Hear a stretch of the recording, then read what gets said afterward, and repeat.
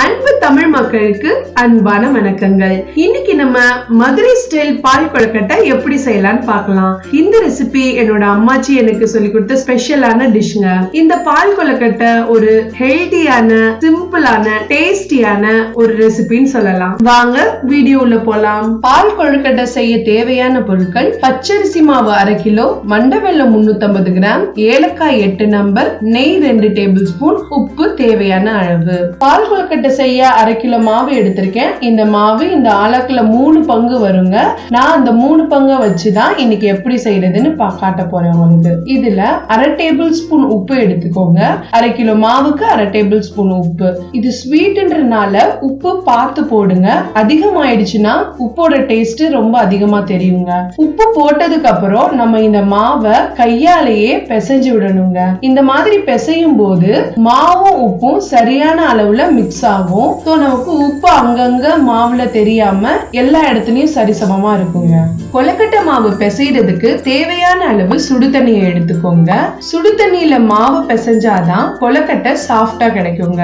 சுடு தண்ணிய கொஞ்சம் கொஞ்சமா ஆட் பண்ணி மாவை பிசைய ஸ்டார்ட் பண்ணுங்க. சுடு தண்ணியில பிசையும் போது கொழுக்கட்டை மாவு நல்லா சாஃப்டா இருக்குங்க. அதனாலதான் நம்ம சுடு தண்ணி ஊத்தி பிசைறோம். மாவை டைட்டா பிசைய வேணாம்.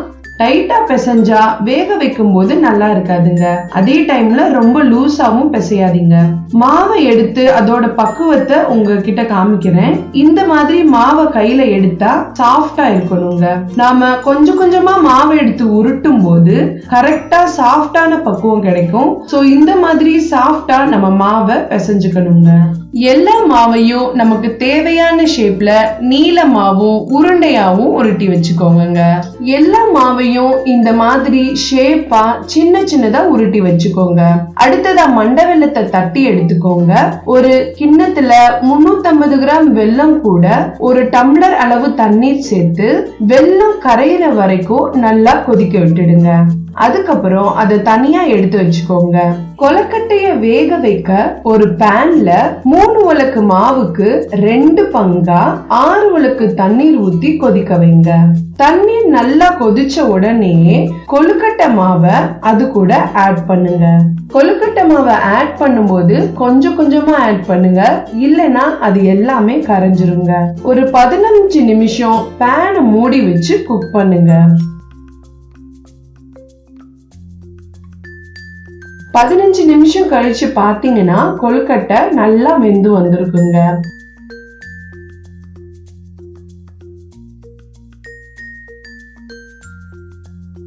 இப்போ நம்ம கரைச்சு வச்ச மண்டை வெல்லத்தை இது கூட வடிகட்டி ஊத்திடுங்க.